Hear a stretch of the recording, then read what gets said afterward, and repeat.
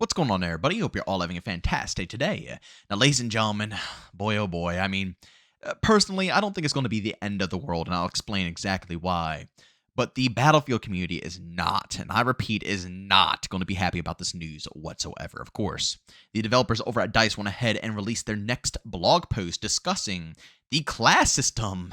And as I stated, I think people were anticipating something a little bit more than what they discussed, but at the end of the day, it just didn't quite hit the mark. But, of course, ladies and gentlemen, before we go and dive deep, if you guys are interested in more content just like this, don't forget to subscribe and hit that bell. I post your daily at 8 in the morning Eastern Time. Everything between Battlefield, Splitgate, Call of Duty, Ark Raiders, you best believe I'll be covering it on this channel. And last but not least, if you guys are interested in my live streams, I stream Monday through Saturday over on Twitch. And we will also be streaming this Sunday as well. And for those who are curious about today's stream on Saturday, we're going to be playing some Battlefield 1. So if you guys are interested, you want to hang out with me or even hop into the open lobbies, you can link that channel down in the description of this video. Alright, so ladies and gentlemen, like I said, the Battlefield devs went ahead and put out a blog post discussing the class system, and they've been kind of going at it saying they need some time, and the reason that these patch notes, or not the patch notes, but the blog post isn't out just yet is because they have to, really get everything together, and so on and so forth, when in all reality, I think the majority of the community knew that they didn't really have to get everything together. They're just trying to find the perfect words to go ahead and finesse the community out of, exactly what they want, and that is class-locked weapons. And again, I'll leave the link to this post down in the description of this video if you guys want to read through it yourselves. There are some decent points being made, but overall, it's exactly what we all thought. It's just a big word salad. They didn't really, tell us anything too different. A lot of the stuff that they discussed is stuff that we already knew about the class system. It was just kind of a way to, make it seem like, having unlocked weapons is a good thing for the overall Battlefield experience. Now, as I stated before, I would not be against trying this out. I still think that, unlocked class weapons wasn't the reason Battlefield 2042 failed. I think it was a lot of other reasons, and I would be totally down to try it out. But you can go anywhere, Twitter, Reddit, any YouTube video, and you will see that the overwhelming majority of players out there do not want the weapons unlocked for any class to be able to go ahead and use. They went ahead and stated their opinions time and time and time and time again, and you could tell that the developers know. They 100% know. If they didn't know, then they probably wouldn't, as I stated, put together this word salad here that is trying to bounce around the main topic that we all want to go ahead and discuss. Now, ladies and gentlemen, I do want to go ahead and state this. Don't lose hope just yet, because they have made some pretty crucial changes already within Battlefield Labs. For example, Assault players not being able to rock 2 primary weapons, which was obviously going to be a disaster, especially with unlocked weapons. That is just, let's be honest, that is the most COD thing I've ever seen Battlefield try to do. We've seen Battlefield try to do some pretty COD-like things in the past, but that right there was pushing it to a completely different level. That has obviously been taken back a level. And also, when it comes down to the stims, I did not think DICE was going to go ahead and do this. I personally believed that stims were going to stay the exact same way that they were, and, just healing you up, giving you health. But they actually rearranged the stims within Battlefield. They have listened to the community on that point. Now, basically, they are just kind of like an adrenaline pump. You can have less effect from flashes, concussions. I think they said it's a little bit more movement speed. It's a bunch of different factors besides healing. They wanted to make sure, as the community requested, that the support class has a crucial role when it comes to this game, healing your teammates and also, obviously, resupplying them with ammunition. But as stated before, with a med stim, you don't really got to worry about having, your teammates drop meds for you 24/7. You don't really have that awareness to back away from a gunfight if things are getting a little too hot, and you don't got the equipment to go ahead and push you a bit further. Now, of course, like in Battlefield 2042, you still needed medics. You needed a med box if you wanted to get an additional stim. If not, you're just going to be basically getting one stim. And, same goes for everything else.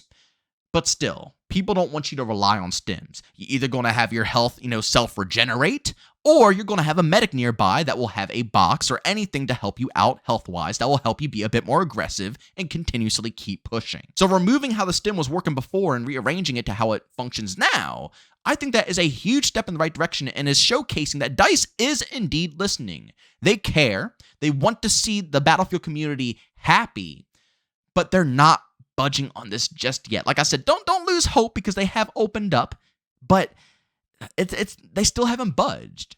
Now, a lot of people are guessing it's due to cosmetics, right?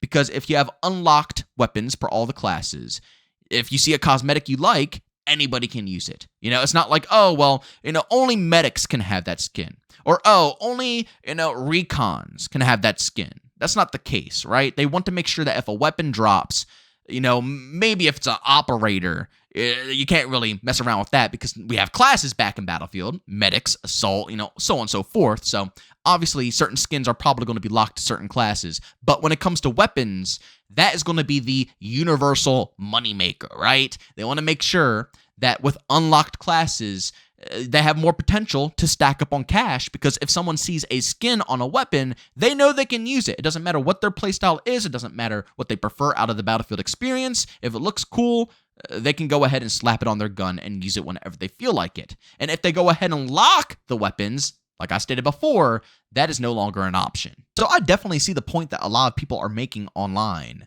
about how, DICE just doesn't want to budge because obviously EA wants to make a lot of cash off of the microtransactions in this game, and that's the best route.